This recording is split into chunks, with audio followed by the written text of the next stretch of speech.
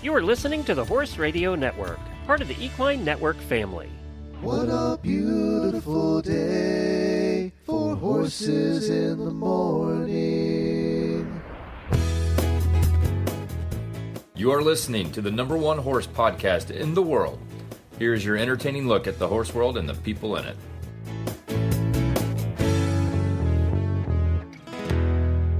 Well, good morning, everybody. I am Glenn the Geek from Ocala, Florida, and you're listening to Horses in the Morning on the Horse Radio Network for Monday, September 29th, episode 3785 by WERM Flooring.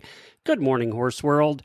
Well, Jamie has not made it back from Hershey. Apparently, they could not get flights yesterday, so they're flying back this morning. I do know that they had a great time there. They had a great time at the concert. They had a great time eating chocolate and going to the park, and I'm sure we'll hear a lot more about that on Wednesday.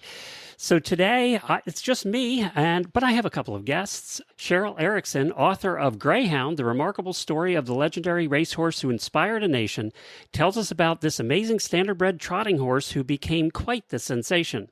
Coach Jenn's going to stop by and give us an update on her first gaited horse, James, and I have a story to end the show. In the Auditor Post Show, I'm going to share my thoughts on the end of 17 years as a boss. We'll talk about that a little bit for the auditors in the post show.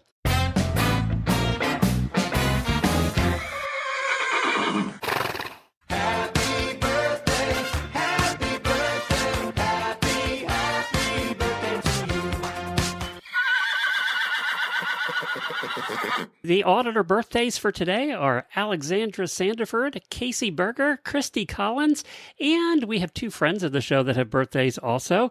Templeton Thompson, the singer-songwriter, of course, and comedian Pam Stone, who you've heard here on the show as well. Happy birthday to all of you. We hope you have a terrific day. We also have two brand new auditors, Gary Rupp and J.D. Crawley. We thank you guys for joining up and becoming part of the family. And if you haven't yet, search for HRN Auditors on Facebook, and you'll find us hanging out over there.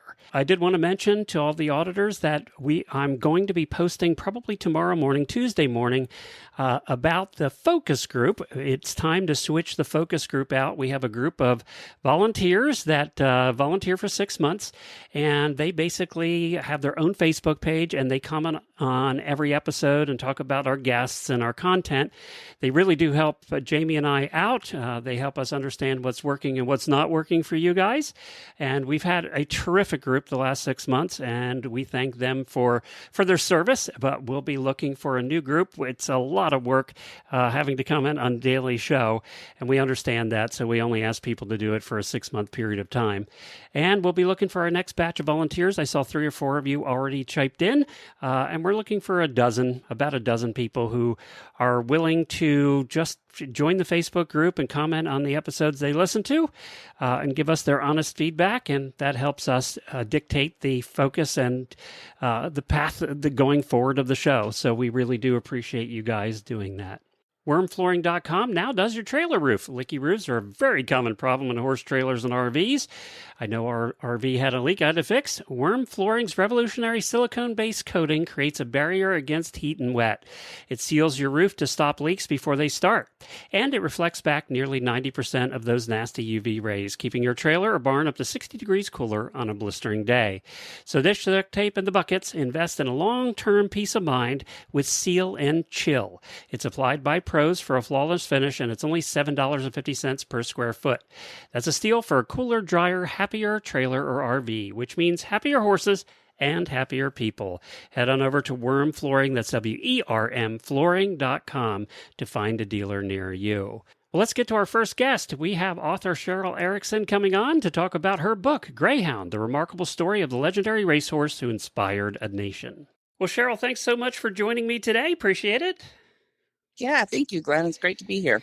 So you have this book. It's called Greyhound, the remarkable story of the legendary racehorse who inspired a nation. But before we get to that, you've written a couple other books with horses involved, but not racehorses, right? That is true, yes. Yeah, my first couple books were exploring the horse-human relationship, and they're both memoirs and about my experiences growing up with PTSD from a trauma I didn't have a conscious memory of, and how my horse helped me find my way to healing.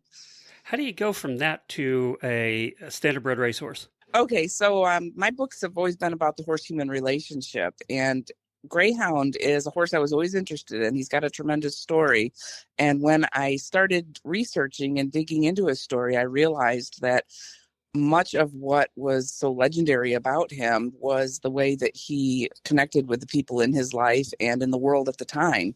You know, he was a Depression era racehorse, and at that time there was a lot going on in America. Obviously, the Great Depression, but also impending war for World War II, and people were looking for horses, or for sports heroes, I should say, and other things to connect to, and Greyhound was one of them. And he was a harness horse and a trotter. So back in those days, harness racing was much more popular than it is now, right? So at one time, harness racing was bigger than baseball, and it was a sport that really has great American history and a lot of connection to the history of this country. And people, everybody back at one time had a horse, and harness racing drove it, right? I mean, it drove a carriage of some sort, or wagon, or something. Drove something, a wagon. Yeah. You had your milk and your meat and everything was delivered with horses. That's how you got around town. That's how you transported pretty much anything. And people would naturally race their horses on the streets, and that's kind of where harness racing got its start, was just neighbors racing each other, and it became a hugely popular sport for many years. So tell us about Greyhound. Why did Greyhound become as popular as he did during Depression era? Actually, it started with him being. He was kind of an unwanted horse. And back then, especially, a gray standardbred colt was considered very undesirable and fairly rare to get. And he didn't have a lot going for him. He didn't have a well-known pedigree. He didn't look like a trotter should. His conformation was unusual, and his way of going was unusual, and his color was unusual. And so that attracted people to him as he started to perform, and it turned out he was pretty much unbeatable, and that drew people to him more and more. But he also had, his owner was a very generous and kind person, and he had a veteran trainer who was an older gentleman who was very good with him, and he had a young groom who was kind of a PR agent for him, and was also a very engaging person. And did he have the same driver throughout his career, or was there different drivers? He did. He had the same drivers from when he was started.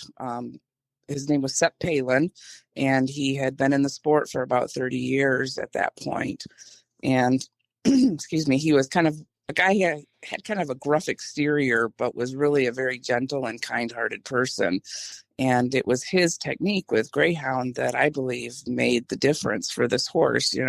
Greyhound was a lot of nervous energy type of horse. There's just a little bit of film that exists of him, and you can see that, just kind of playful all the time, and the type of horse that would have been really easy to ruin, with being hard on him or being harsh with the training. And Palin was just a very, very thoughtful, a very intelligent man, and the way that he handled him and brought out the best in him. And it was a time, he raced from 34 to 40. And so, this was truly the Depression and coming out of it time. And, people were looking for anything to distract them. And racing was big back then because it was a distraction, and it was something you could watch, you could see in the papers, you could kind of follow it. And it just took your mind out of, where was the next meal coming from? Absolutely. Yes. As his fame grew, the coverage in the papers was also grew. And of course, they started having radio broadcasts, races, which was great. But the thing that really brought him his initial fame was when he won the Hambletonian, which is the premier trotting race for 3-year-olds. Kind of like the Kentucky Derby of harness racing. Exactly. Right. Exactly. they did a movie reel of him then, which for those who don't know, back in the day, that's the way people consumed their news. If it wasn't in the newspaper, they didn't have television, but they did a movie reel of his win, and they showed that in the theaters. And that was where his celebrity really started for the, a nationwide celebrity. He set a ton of world records too, didn't he? He did 25 of them in his career. And when he retired in 1940, 18 of them were still intact. All the way to the 60s, some of them, right? I mean, they were a long time he had those world records. Yes, his greatest record, the trotting mile in 155 and a quarter, that was actually set in Lexington 87 years ago today. And that stood until 1969, when it was broke by just a small fraction, by a horse named Neville Pride. And he has his trotting under saddle record, which was set in 1940, also in Lexington, actually stood till 1996. Was that at the Red Mile? Were they using the Red Mile back then? They were. The Red Mile is one of the oldest racetracks in the country. And one of the coolest, I might add. We lived in Lexington. We loved going to the Red Mile. It was just so much fun. It's great. It's fabulous. Yeah, it's a great place. A lot of history there. And the nice thing about the Red Mile today, and still doing the races they do today, is they make it fun. There's always parties and there's like barbecues going on. It's truly a party is what it is. It's a party at the races, and there's very few tracks that have the feeling the Red Mile does to this day. That's true. They're actually great at racing this weekend. So they've got live singing and all kinds of things going on. So in your research, were you able to find connections or, descendants of the people that were involved? That was difficult to find because it has been so long. And people who were immediately connected, pretty much everyone had passed away. But because his young groom, Jimmy Wingfield, was only 20 years old when he started working with Greyhound and didn't have children until late, he actually has a son, Neil, who is very much still around, and I spoke to while I was writing the book, and he actually wrote the foreword to the book. Oh, that's cool. So what did your research look like for this particular thing? Because again, there wasn't a lot of footage and things like that. I mean, newspaper articles, a ton of those. Yeah, I started with three main locations. So St. Charles, Illinois, which is where the horse retired to and where his owner, E.J. Baker, lived. And I went there, and their historical society kind of got me started with some things. I spent a few days there. I traveled to the Harness Racing Museum and Hall of Fame in Goshen, New York, which is an amazing place to go.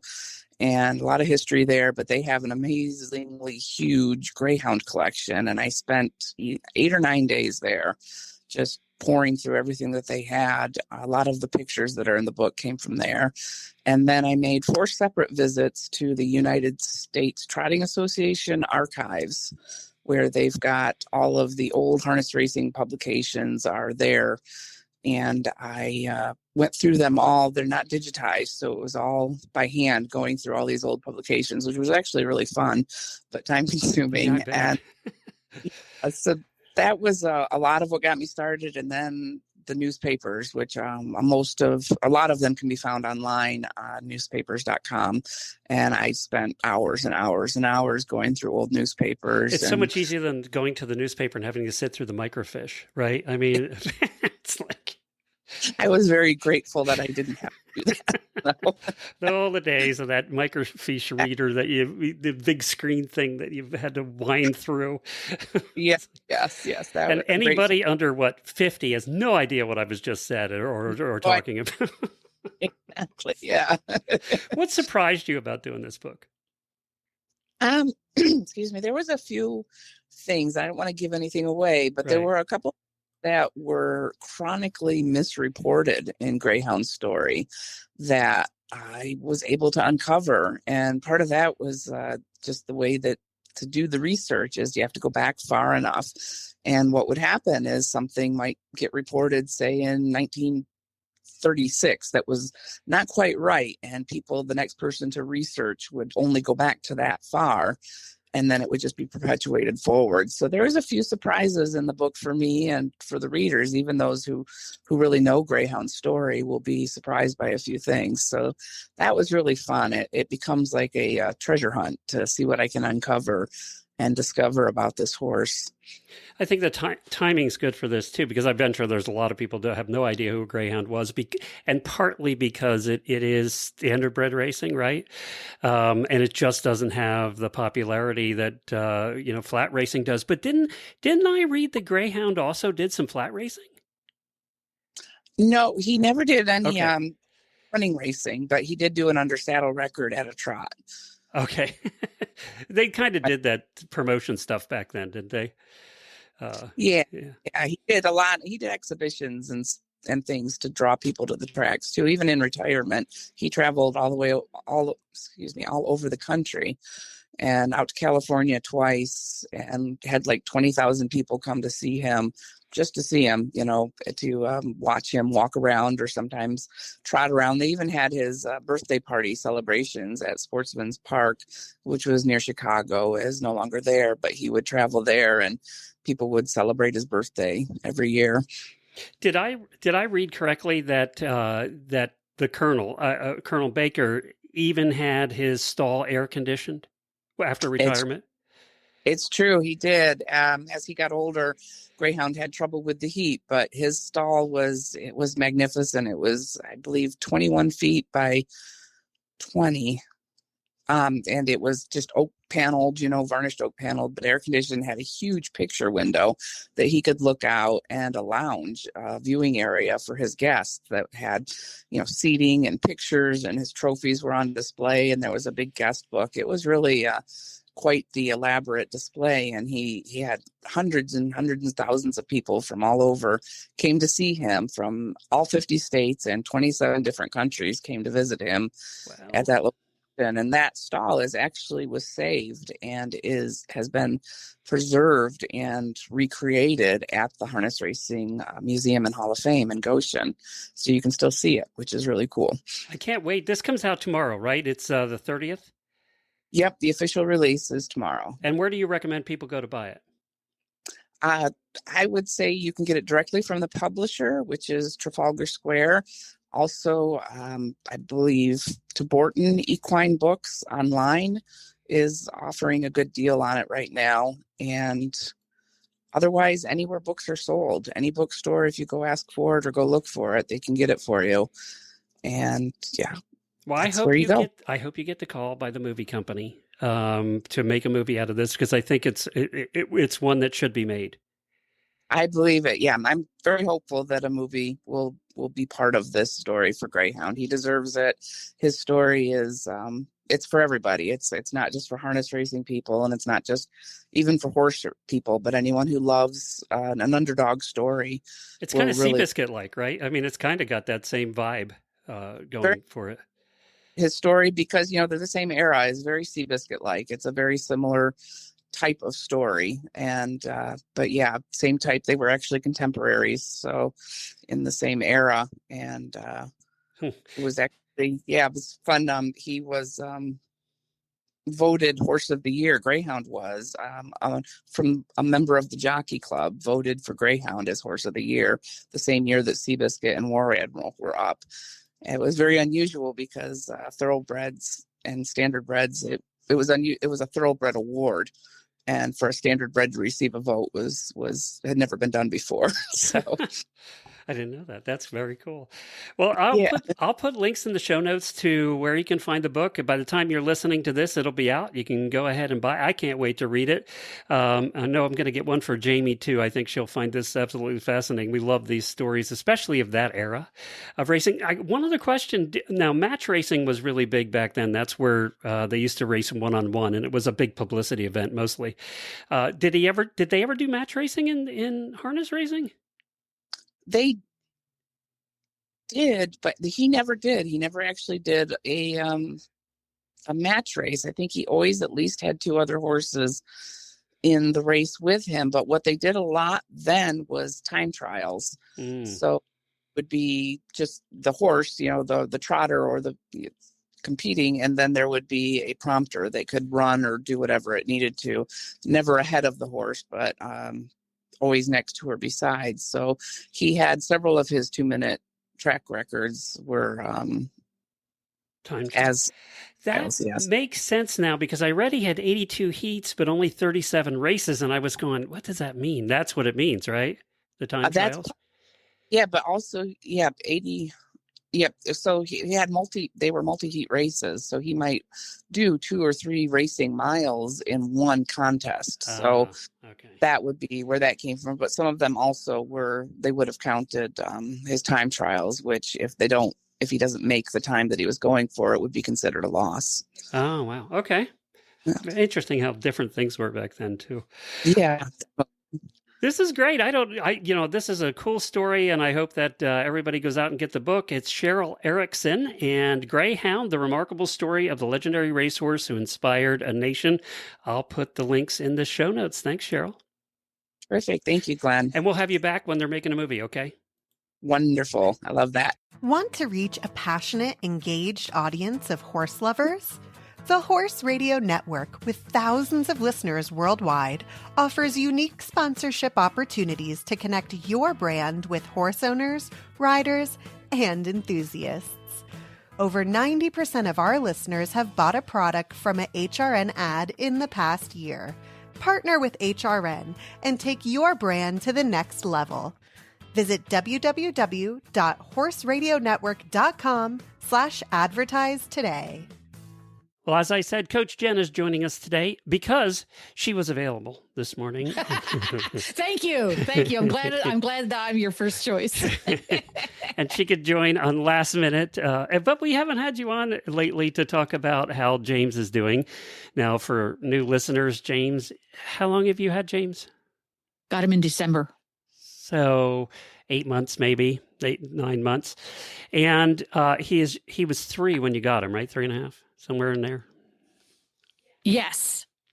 He turned 4 in April of this year. And he's a Kentucky something. Tell us what he is again. He's a Kentucky Mountain Saddle Horse, which apparently, as near as I can tell, Kentucky Mountain Saddle Horse and Rocky Mountain Saddle Horse, folks, correct me if I'm wrong, it's the same breed, but the Kentucky are supposed to be smaller. Oh, okay. And he's what? That's 15 too? He's not 15 hands. He's 14. I think he's 14 too now that he's grown some. You don't look too big on him, which is interesting because he's not real big compared to your last horse, which was 16.5. Well, it's taken some getting used to, but I'm kind of used to the size now. Yeah, now when I go in and fiddle around with Nigel, who's doing just fine, everybody, thanks for asking, he seems ginormous. It's like I'm standing next to a brontosaurus. So in the barn, it's Nigel and then Scooter and then James. So Nigel looks huge compared to Scooter and James. It's ironic that I asked you to do this today after yesterday. So he's a gaited horse, and he's a baby, so he's just learning things. Like Jennifer's never had a gaited horse, and so she's learning things too. How's it going? Some days it's going and some days it's going faster. Yesterday wasn't going so fast. I think I saw you doing a lot of backing up yesterday, unintentional backing. Unintentional backing up. James is a bit of a spook. He thinks that the universe is a little bit terrifying, and he expresses that suddenly and sometimes violently. No, most of the time violently. So I'm getting really good at holding on tight when we jettison ourselves left, right, backwards, forwards, around and around.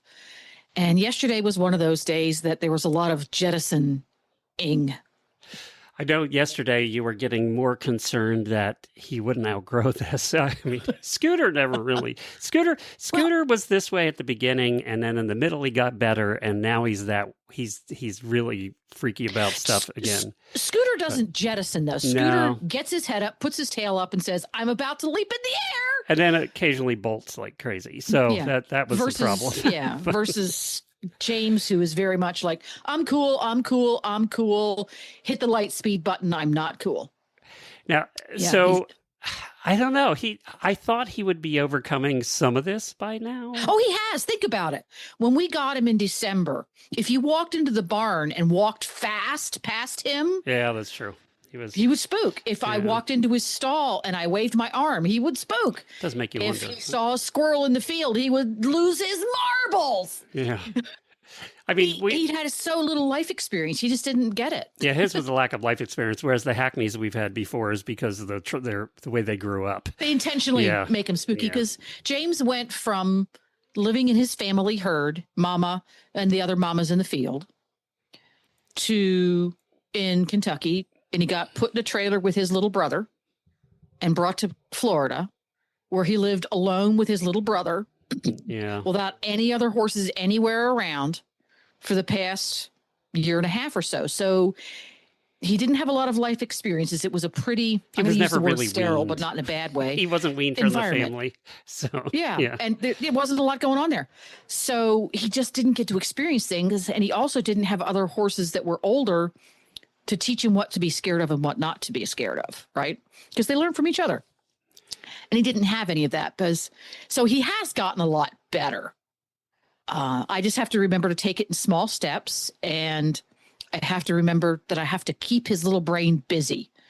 Because if he doesn't have anything that I'm telling him to do, so we're just strolling along. Oh, let's go for a trail ride. Do, do, do, do, do, do, do. He's much more likely to go, what's that? Versus, okay, we're walking along here, but we're walking along and you have to bend to the left and now we're going to make a circle. So I have to work harder at it. Mhm. And then eventually you might be able to do a nice leisurely trail rides at some point. We have those moments. Sometimes things just kind of come together, and he's always more confident when he's with other horses. Now you're getting a little better at getting him to do his gait, which we still haven't figured out what that's called. I'm getting better. I have discovered there's one lady on Facebook that I follow. We need to have her on the show sometime because she's fascinating and she does really great videos. And I've shared a couple of the videos. And she recommends that when you're training for gait, it's no different than training a horse to go on the bit and carry themselves balanced. That's a 3-gaited horse. It's the same process. But she said that if you'd have a smooth, flat place to do that, doesn't need to be a ring. It can be any smooth, flat surface. You're going to have a great deal more success. She said you're really, really going to struggle to get it without that, because gaited horses, when you think about it, were designed for going in a straight line on a flat surface that's been prepared. They were made to go up and down the rows of cropped fields. That's where the gaited horse came into its own. So that makes sense. So I try to do that. So I'm trying to take little pointers here and there. So some days we get really great gait. Some days we don't. Yesterday was really struggled with legs going every direction as if he was mixed up spaghetti. And then we got some really awesome gait for a few minutes. So we had good moments with some great gait that I worked through, because when he gets it wrong, I have to figure out how to work through that. You know, when your horse goes above the bit, you have to learn how to rebalance your horse and get him to go back on the bit. Same process. It's just you have to add the gait to it. So we got that, but yeah, the spooking was definitely, well, he had some extenuating circumstance yesterday. So And it had to do with dogs. Yeah, there were some the neighbor dogs decide to Yes. to Yeah, the neighbor dogs are lovely dogs, but they are the get sorts that stealthy sometimes. they're stealthy. They'll just be out there doing their thing, and then they will race across their yard at breakneck speed and screech to a halt at the fence and woof. Scooter would have been gone. We would have been in Yeah. the next county. So Right. And Nigel will go, "Hi, dog." yeah, he didn't care, but He has absolutely no care about a dog. And we've got to the point now. It used to be that would send us across to the opposite side of the property. Now we are, if he sees or detects those dogs coming towards the fence, he'll give them a side eye, but we're pretty much okay. But yesterday, and this is going to set us back weeks. Yesterday, there's a little section of bushes that is perpendicular to our property line. And one of the dogs barked at him a couple times and then left. Well, it went way down about 50 feet away and around to the opposite side of those bushes. So it was behind the bushes where we couldn't see it. And as we were walking past those bushes and the bushes were behind us, he did the attack the fence and bark really loud from inside the bushes. Mhm. She was literally popping out of the bushes. So we spun around in a lot of circles. Nigel might have even done that with that one, though. He might have had a little start. Yeah. Yeah, so And you've worked with a lot of 3 or 4-year-olds, but it's been a while. I mean, Nigel was older, and you've had him for years. Yeah. So he was 7 years old when I got him, and he had some learning to do, but he had a very different reaction to novel objects. James is very much, I'm out of here. I'm out of here when it's a novel object. Whereas Nigel, when I got him, he would spin and leave, but he only would do that kind of things if he was away from home. When he was at home and it was a novel object, it was always a case of, is that okay? Yeah. You're okay with that? Okay, then I am too. But and then after a while, he just took to to stomping them to death. So yeah, he just took to stomping them to death. That's right. He would kill them. But he had gone through race training, and you forget how much horses learn when they go through what I call the race training. They're broke to go to the track. He didn't actually race, but he went through the process to get there. And they learn a lot from that. And poor old James didn't have that opportunity. Although he trailers really good. We went to a neighbor's. Yeah. Remember last week we drove. There's some folks that live in the neighborhood here who let you pay a couple of bucks and use their really nice arenas. And he loaded up on the trailer like a pro. We drove down, stood at the trailer, ate his hay. He was terrified of the mules next door. But, that's a learning process. I need to find somebody that can just loan me a mule. I'm going to put in the field with him. Or let me borrow their field and I'll put my horse out in their mule field. Okay, couple quick things. Your saddle, your new Western saddle, which is what brand again? This is not a paid endorsement. It is Circle Y. But you like it. I mean, it's working out great. Still lovely. It fits him beautifully. It's very comfortable. I have to admit, the saddle horn comes into contact with the palm of my hand sometimes. Yesterday, the whole time. Yesterday, twice. Twice, yeah. So still love that. I'm fiddling around with what bit he likes to wear. He's a bit chewer. He lifts it up with his tongue and stuffs it between his molars and goes crunch, crunch, crunch, crunch, crunch. So I'm fiddling around with something that will work better there. And the one I'm using right now, I have better steering. Our lateral control is better because I need to be able to lift up one shoulder when he gets crooked when he gates. But the brakes aren't as good. So it's a trade-off. And of course, Horse Tip Daily, you're still doing that. So for anybody wondering, Horse Tip Daily still around. Jennifer's at 1,600 episodes. And you can actually go to horseradionetwork.com and go to the Horse Tip Daily page and search Horse Tip Daily specifically. You can just search Horse Tip Daily. Like if you just did one on hoof abscesses. So if you put in abscesses in the search, it'll bring up all the tips that were about abscesses. So you can search specifically for the topic that you're interested in, and there's probably been a tip about it. Or 3 or 4. Or 3 or 4. Yeah, I mean, we've been doing it a very long time. I just did one with Stephanie, Stud Crud Busters, which I think she was on your show recently. Yeah. I did a tip she's with the her winky about, washer, I call her. Yeah. She's the winky washer. Yeah, she's lovely. We did a tip about gelding scars.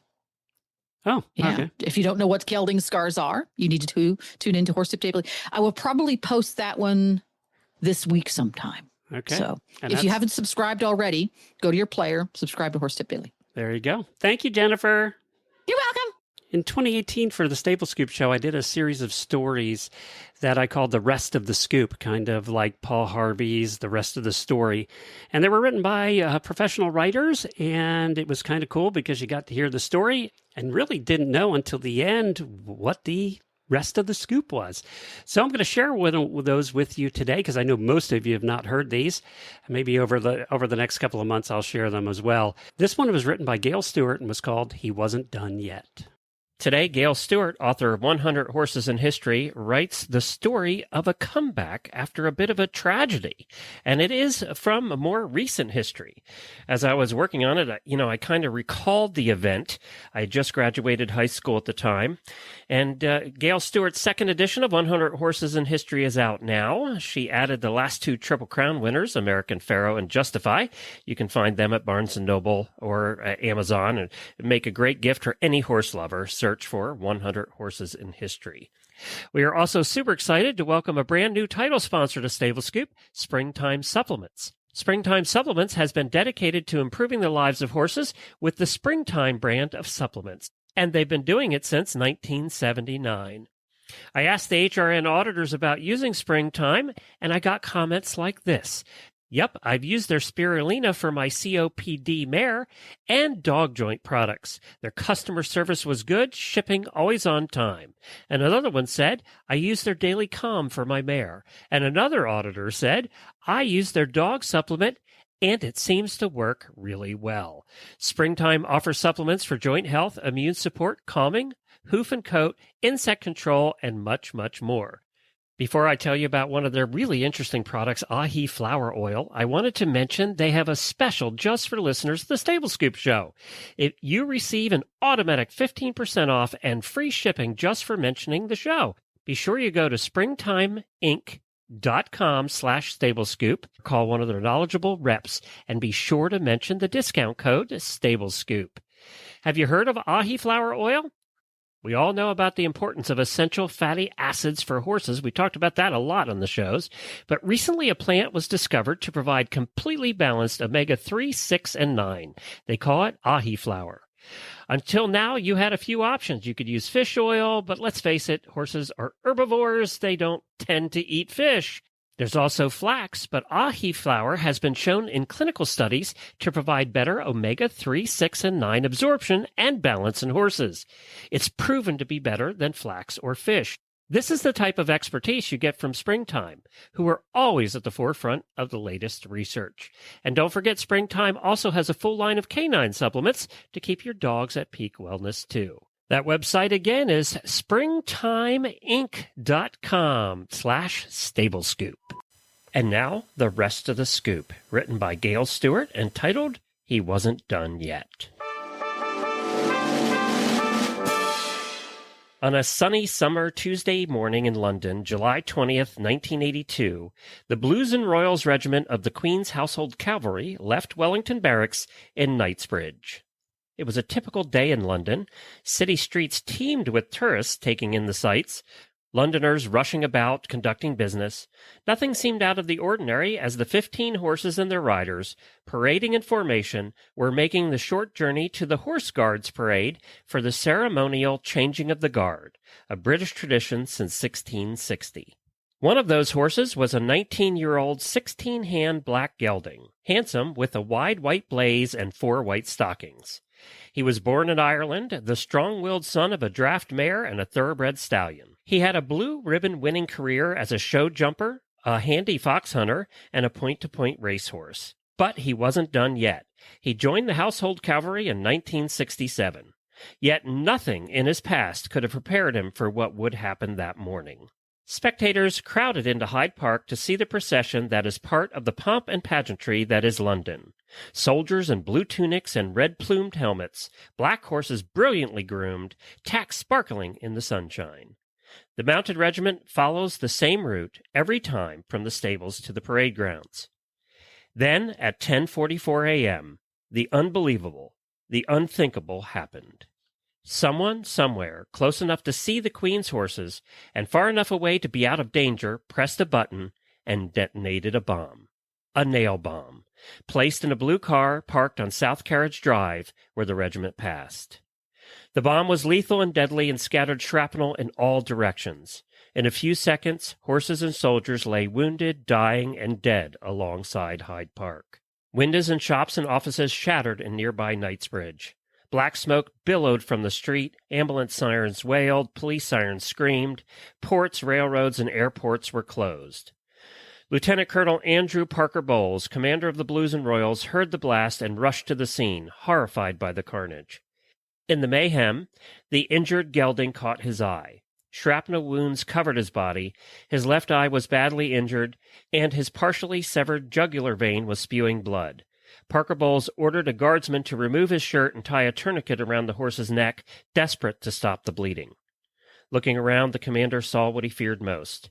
3 of his soldiers lie dead, another died in the hospital. 6 horses were dead, another was euthanized due to his injuries. 23 people were injured, including 17 bystanders and 2 policemen. The gelding, the most severely injured of the surviving horses with 34 wounds. He was transported by trailer to the barracks and underwent 8 hours of surgery. 28 shrapnel shards were removed from his body. Even then, he was given only a 50% chance of survival. But he wasn't done yet. He returned to active duty a mere 3 months later and became a household name. He received hundreds of get-well cards and flowers. Monetary donations poured into the household cavalry. Lieutenant Colonel Parker Bowles recalled, "I remembered him for his courage and for his spirit. For me, he epitomizes the finest qualities we see in our armed forces." 3 months later, on October 5th, he received the Horse of the Year award at the Horse of the Year show in Wembley Arena. He and his rider, Sergeant Michael Peterson, took in an emotional standing ovation. Show announcer Dorian Williams remembered the moment. "I cannot recall any horse stimulating the spontaneous reaction that he did when he suddenly appeared in the spotlight at the entrance to the arena. The audience literally rose to their feet and cheered increasingly in a mighty crescendo." He and Peterson delighted showgoers when they offered a meet and greet by the stands. Brigadier Paul Jepson, honorary veterinary surgeon to Queen Elizabeth, said the cavalry horse boasted bags of character. Other horses who survived the Hyde Park bombing were left traumatized and unable to return to their duties. He was different. His bravery was remarkable. Photos show almost 30 scars on his right side, overgrown with white hair, and are a testament to his injuries and the damage inflicted on his regiment.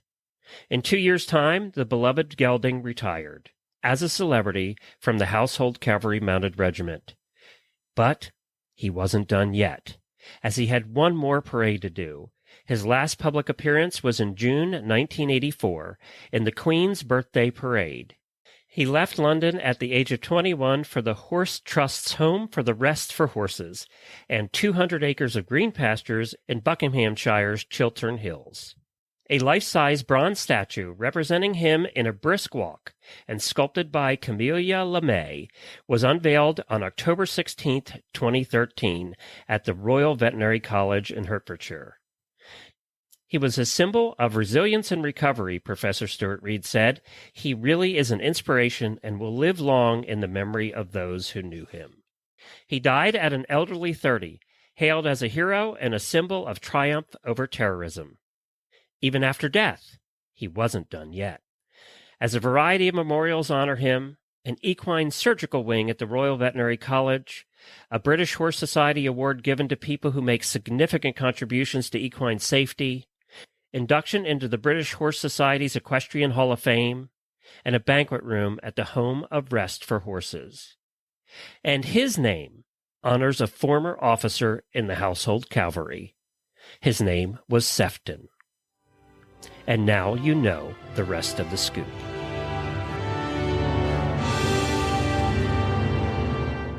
Well, that's it for today's episode. As I said, Jamie should be back here on Wednesday. I think she was flying back home today. And we'll look forward to hearing all about her trip and how Lucas made out at the concert. Hang on, auditors, and we'll have a little bit of a chat right after this for the Auditor post show. Be safe, everyone.